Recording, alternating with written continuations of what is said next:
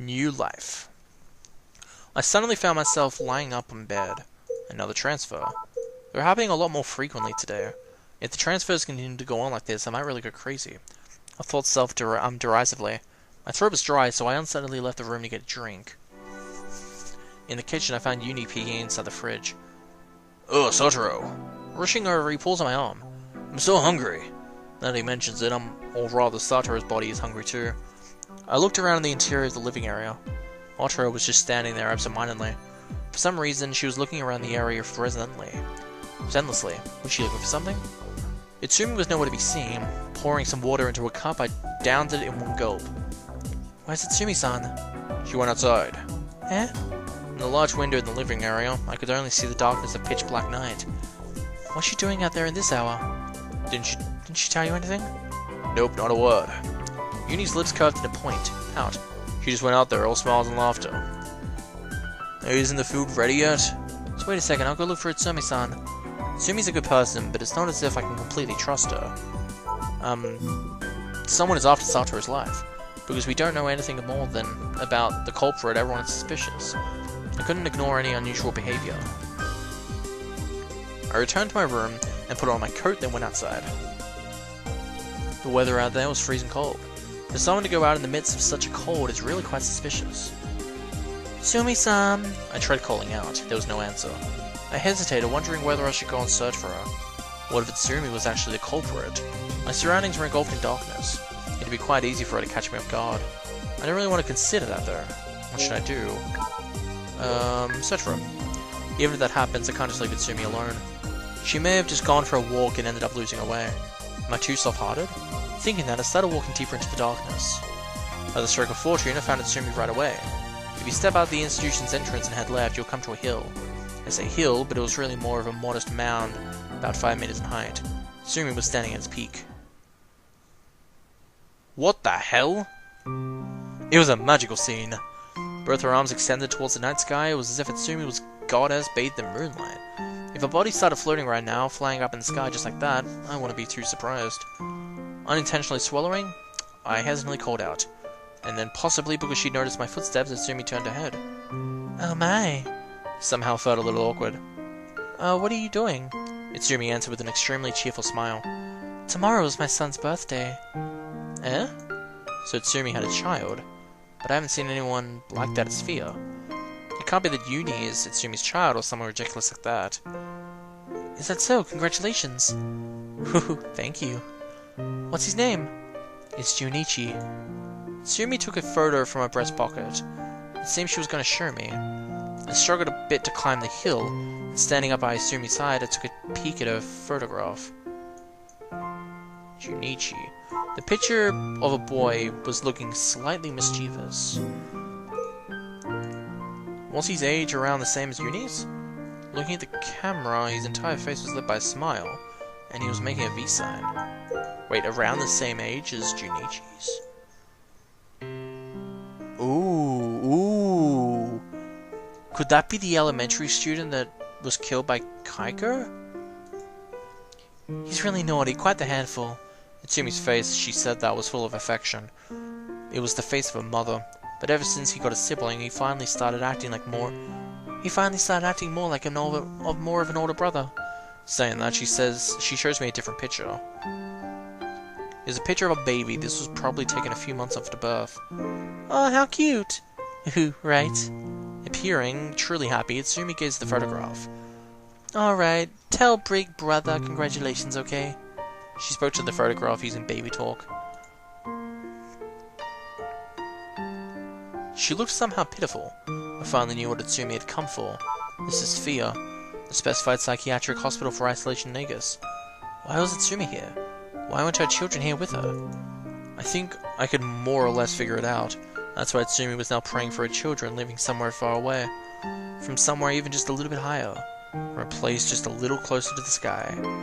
Praying with all her heart for her children living underneath the same sky. Makes me want to pray too. That's what I thought. For them to be able to once again live together as a mother and child, if even for a second earlier. Afterwards, when I called for Itsumi to return with me to the institution, she answered, "Just a little bit longer," and stayed. That's why I returned to the institution alone. That day at dinner time. Ooh. I'm gonna go with Satoru and don't eat. I declined it, because Satoru told me to. It's fear from now on, don't eat any of the food. There might be poison in it. Until Satoru thinks it's safe to do so, I'll have to bear with it. I told him I don't have much of an appetite right now and immediately returned to my room. All the stress must have been getting to me. I threw myself down into the warm, welcoming bed, and before I knew it, I began to doze off. I lost consciousness.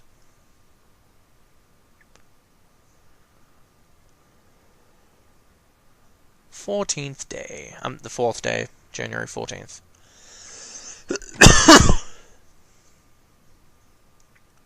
Emotional trauma crucified.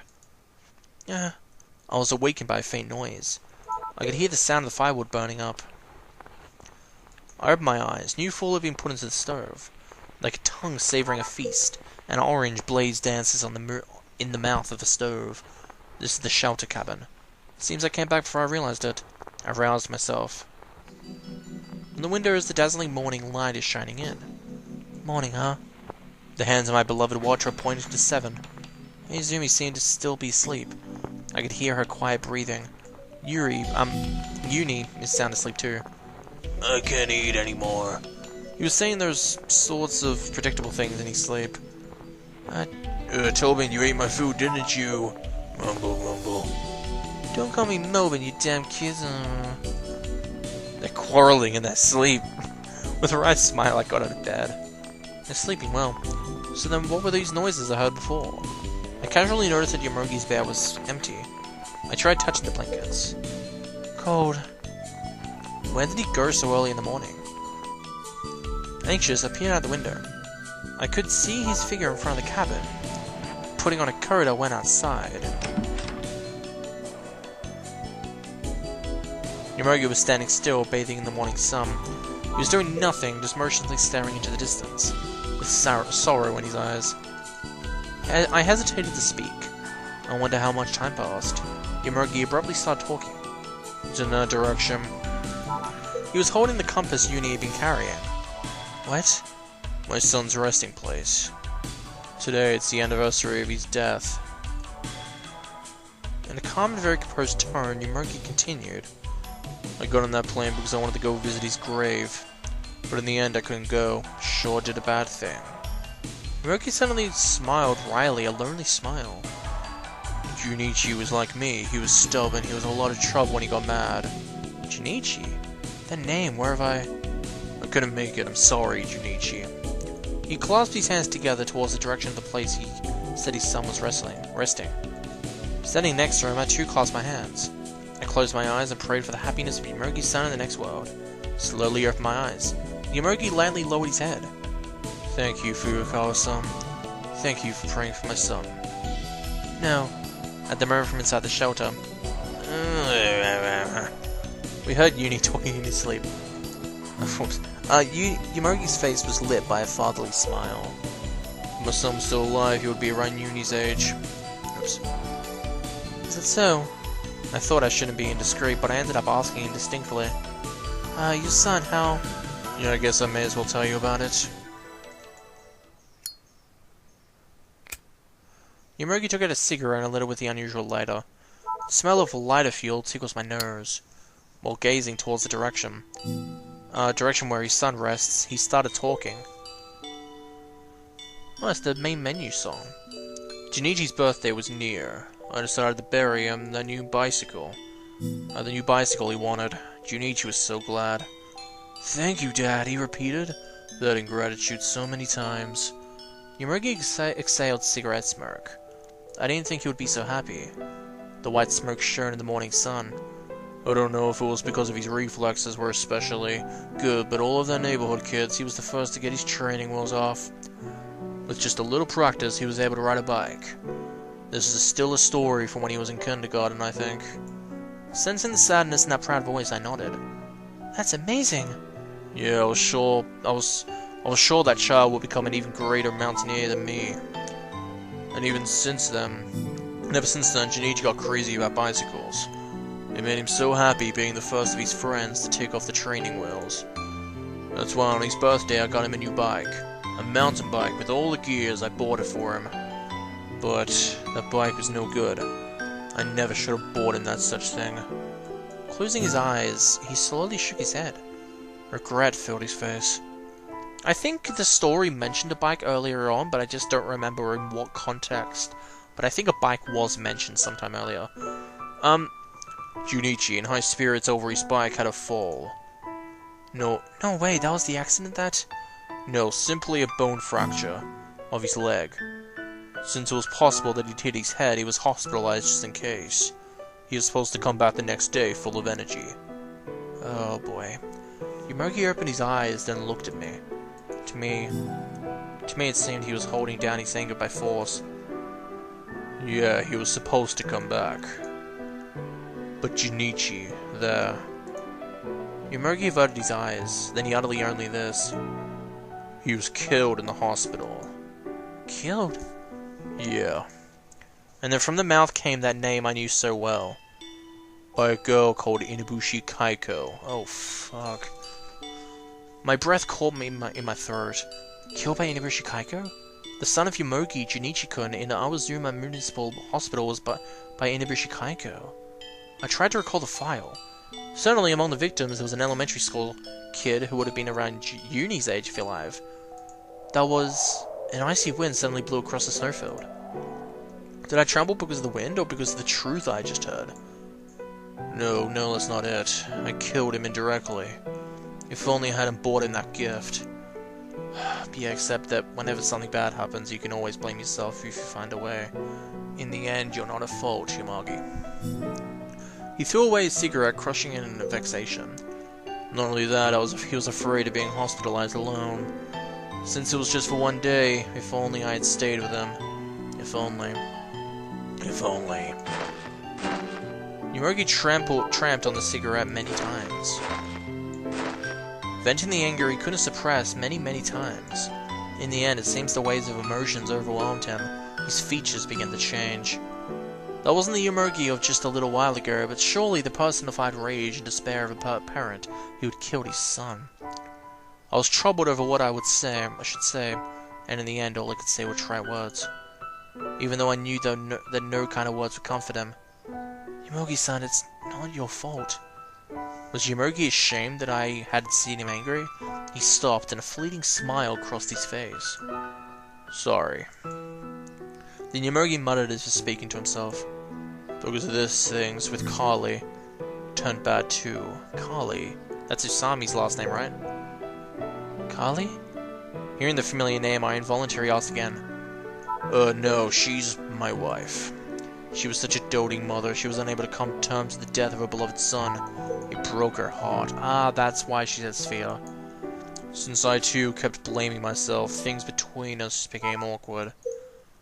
Oh, that means she probably has a loving, a really big hate for Inabushi, I bet, right? Oh my god, that's gonna get real.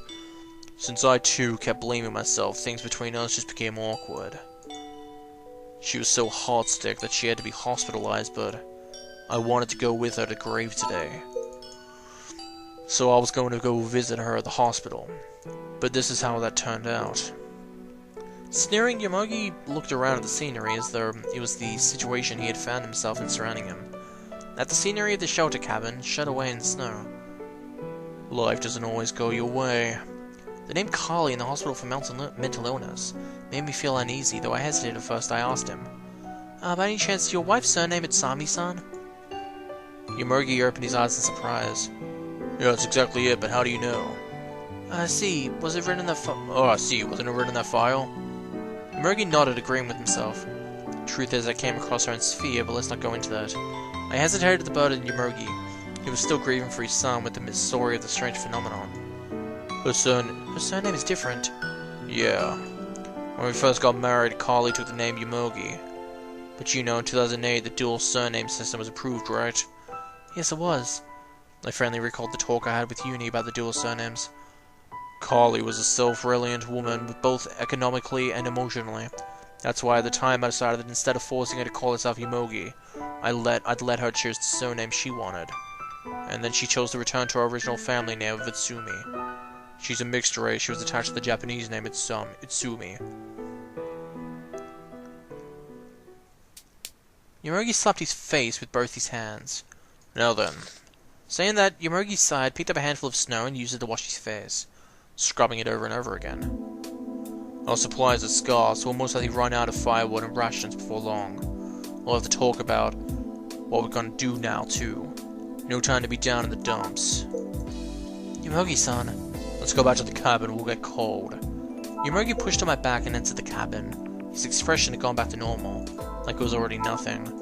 But still, I caught sight of them. Small tears suspended in Yomogi's eyes. A feeling you believe in.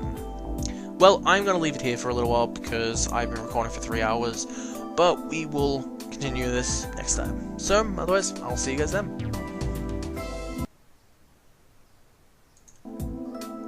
Alrighty, hey guys, and welcome back to Remember11, The Age of Infinity. So, a lot of stuff happened last time. The main thing would have to be, we worked out that Itsami had a kid named Junichi, and it turns out that Yugami is her husband, and that the reason Yugami was on the plane was he was trying to go to see his wife. Well, not his wife. He was going to go see his kid's grave. He didn't actually say he was going to go meet his wife, but I think he would have if he got the chance. But we also worked out that we're in 2 different years, but that hasn't been confirmed yet. So otherwise, let's get back into it. Where is it? Returning to the cabin, Yomogi first took out the satellite phone and dialed somewhere. He most likely wanted to try it one more time in hopes that by some slight chance, it worked. No good? Muttering an annoyance, Yomogi lowered the phone. It didn't connect as I expected. Now it's come to this, there's no other choice. Yomogi looked at his surroundings. Get everyone together for me.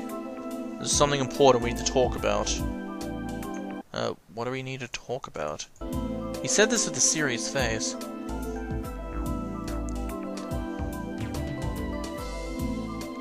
And Mizumi, wrapped up in a blanket in front of the stove as usual, said this in a disappointed voice. So in conclusion, what are you trying to say? It's just as I explained it. From now on, we're going to be rationing as much as possible. As our supplies are becoming limited, Yomogi started discussing what we should do from this point. Uni, still half asleep, was looking at us drowsily, and Mizumi was being as defiant as always. Even so, Yomogi patiently continued his explanation. According to him, the kind of situation required us to be quite stringent. All the firewood had already been split, and it was doubtful that it would last until nightfall. Well, I mean, yeah, that's a pretty good point. And if we continued to keep the lantern turned on all day, like we had before, it would run out of fuel by tomorrow. Our remaining food supply was more serious. We'd already reached the bottom of freeze-dried food, and all that was left was literally emergency rations. Specifically, there were only 2 cans of hardtack and 1 bar of chocolate remaining. That was it. From there, Yomogi began proposing ways we could start rationing our remaining supplies. I became anxious. What Yomogi's suggesting is probably right, but it's still this cold even though it's still this cold even when we're using the stove. If we turn it off, just what kind of cold will we have to bear? Moreover, we have a physically weak child in this cabin. In other words, you're telling us to die? Mizumi made a cynical remark. So that we can ration it, you want us to leave our remaining food and fuel here unused while we freeze to death? Mizumi, please understand. There's no way I could. We might be rescued tomorrow for all we know. Or we might still not be rescued after a week. As Mizumi swallowed her words in a ration, Yomogi talked to her in a calm tone. I thought the rescue team would arrive faster too. That's why we've been keeping our rations to a minimum until now. It was a plane crash after all. After communications were severe, they would have organized and carried out a large-scale search and rescue mission. But even so, the rescue team hasn't come yet. It's possible that some obstruction occurred and the rescue team isn't able to find us. What do you mean, obstruction? That I don't know, but in any case, we should start preparing for the worst. In this situation, the worst would be the rescue team's arrival being delayed even further. We should do what we have to do for the 4 people here to survive as long as possible. That's what I'm trying to say. Mizumi had no rebuttal for that. Clucking her tongue once softly, she fell silently. It's useless. Uni suddenly mumbled. Eh? We're going to die. He muttered disinterestedly, as if he was some transcendent being. Again, Uni's talking strangely. Goosebumps suddenly formed on my arms. It really felt like there was something strange in Uni's behavior. 3 days from now, on January 17th. Hey, Uni! Why do you say that? I couldn't help but ask. And then Uni smiled unpleasantly. Because it was written in the newspaper. He was talking about the fake newspaper dated June 4th. Oh, wait, wasn't it like July 11th or something? What? What? So that's what you mean. Yuragi smiled bitterly and I let out a laugh mingled with a sigh. On the other hand, Meizumi's eyebrow twitched. I don't have time to get along with some brat's stupid joke. I'm not joking. It was written in the newspaper, right? Yeah, good children stay quiet. Whatever. Uni's lips formed a pout and he turned away in a sudden displeasure. Yuragi cleared his throat once in order to change the atmosphere. While returning to the subject at hand, in regards to the food supply in particular, it'd be bad if there was any trouble over it. I've been thinking that I should manage it. I'll ration and distribute the remaining food, keep our individual physical conditions in mind. Hearing that, a scoff escaped Meizumi's lips, and she sneered at Romogi. Oh, I see, so that's it. What? You're planning on monopolizing it yourself, aren't you? Huh? Don't play dumb. After you become the manager, you're planning on secretly eating it by yourself, aren't you? Without passing anything out to us. Then of course you'd say I want to manage it. I want to manage it too. The message underlying her term was clear. Don't screw with me. How did you arrive at that conclusion? As expected, Yomogi returned her glare. It was a sharp look I would have never imagined coming from the normally light-hearted Yomogi. Meizumi was pushed back by that intensity as well. What? I've already seen you through everything. Don't be so proud of putting yourself in charge. I'm the leader here. I'll have you follow me too. Don't just decide that for yourself. When and by whom was that decided? The one who was the most mountaineering experience is me. I'm also the strongest. What the other reason do I need? Knowing how I won't let you have everything your way. Meizumi really is the Viger to counter Yomogi at any given time. Can't do anything but watch them over them nervously. That's what I thought, but all of a sudden. You think so too, right? Meizumi touched on this matter a different way. Huh? Don't just say, huh? God, this cute little girl act. Are you gonna just let this guy do whatever he wants? Yomogi looked at me. As if intending to decide who was in the right by majority rule, they waited for me to speak. Whoa. I think Yomogi is right. Meizumi's argument has its good points as well. Nah, I think Yomogi's right. But I think Yomogi's right. If we want to be safe, we should do as Yomogi says. A snort of discontent came from Meizumi's nose. What the hell are you trying to say, that I should make nice with this guy? I've thought so since before, but you and he sure are close, aren't you? Are you two doing... What? Me? Meizumi-san! Even if you're upset, that was rude. Shut it. Meizumi didn't intend to listen to my words.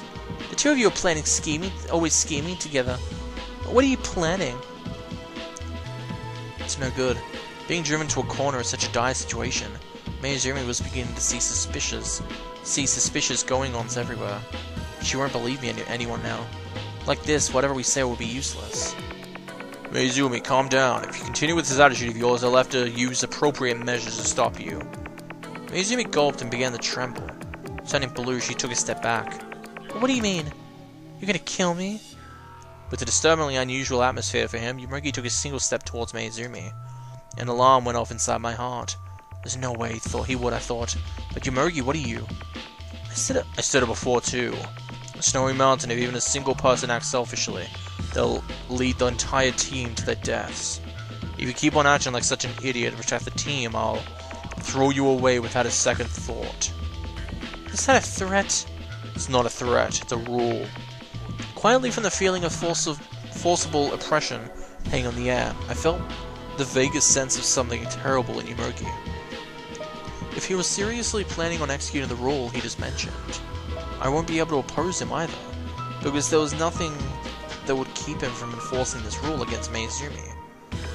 cut the crap. Without noticing my anxiety at all, Maizumi exploded. You're the most dangerous one here, aren't you? Her face flushing crimson, she clings onto the same argument relentlessly. Her thin hand struck Yomiuri's broad chest. The moment Yomiuri staggers, a cup on the table falls with a loud noise. The chilled coffee in it was thrown to the floor. Stop it! No fighting! This is bad. Like this, things between us will only get more and more awkward.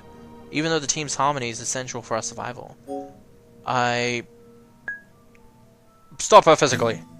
Seeing Maizumi try to grab hold of Yomiuri, I made a move. Please stop it! Shut up, move it! Maizumi tried to violently shake off my extended hand. Even so, I stepped between Yomiuri and Maizumi undiscouraged. Her agitation unabated, Maizumi didn't try to stop me from rushing in. Finally, she begins to pull my hair. Tears started to fall from the pain. I said move! No. I clung to Maizumi, who was frantic. What's up with you? Let go! Trying to calm Maizumi took terrible effort. In times like this, I wish I was in Satoru's body, I thought. Maizumi. What? In a flash, Yomiuri's hand moved and slapped Maizumi across the cheek. Maizumi's movements came to a stop. Quietly, I took a peek at Maizumi's facial expression. Pressing a hand to her reddened cheek, Maizumi stands there dumbfounded. I'm sorry. While staring at the hand that he slapped her with, Yomiuri apologized. However, he continues in a strong tone. But please, stop being so selfish in a time like this. Our lives are at risk. Frustrated, she bit her lip and turned her face away.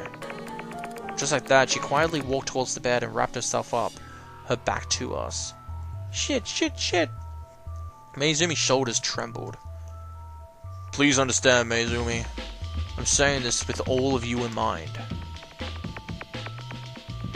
In the end, the management of the food supply was entrusted to Yomiuri. As for me, I didn't really intend to object. Yomiuri is an expert at handling soaring mountains, so entrusting this to him would be the best choice. If we follow him, the chances of surviving will be higher. I told myself that, but something is giving me a vague sense of unease. Why is it? I look over my surroundings. His face grim, Yomiuri's stare was fixed in the blaze as he stirred the flames inside the stove. Uni was crying, trying to stifle his sobs. His teddy bear clutching in his arms creaked as though crying together with him. And Maizumi, with her back to us, had covered herself with a blanket from her head down. The blanket faintly trembled. It was a savage, unbearable atmosphere. Although it had never been perfect, the situation that had more or less been alright until now had suddenly gone to hell. In such a state, are we really going to survive and return alive? Please. I closed my eyes and prayed. Please, somebody save us. Afterward. Yep. Yomiuri broke the table with an axe. The stockpile of firewood in the storeroom had finally run out. The table which we'd placed food on and eaten it several times before was being transformed into firewood. It's kinda sad. It's kinda sad. I nodded Uni's words. But there's no choice if we're gonna live. Yomiuri piled the broken table up in front of the stove. You never used the table and all the shelves of firewood. I wonder if we'll last until tomorrow morning. Maizumi, who had only ever sat around in bed and given out orders, let a thrill scream. What do you mean? There are trees growing outside, aren't there? Go and cut them down. As if we could burn green wood like that. If we tried to burn them, we'd die anyway from all the smoke. Then what are we gonna do? There's nothing we can do except the rationing that you hate so much. After food, it's fuel. Having had enough of quarreling, I was afraid Maizumi was about to get angry. However, Maizumi didn't complain any further, instead choosing to wrap herself up in a blanket. It was bright outside the window. It was more or less warmer than night because the sun was still shining. However, when night falls, the mountain would become hell. Yomiuri had said so. You know, I'm not trying to threaten you, but without exaggerating, a snowy mountain is truly a Grim Reaper. The Grim Reaper is waiting outside the cabin with his scythe in hand. With night coming on, with the fire on the verge of the burning out, with our physical strength running short. After that, several hours passed.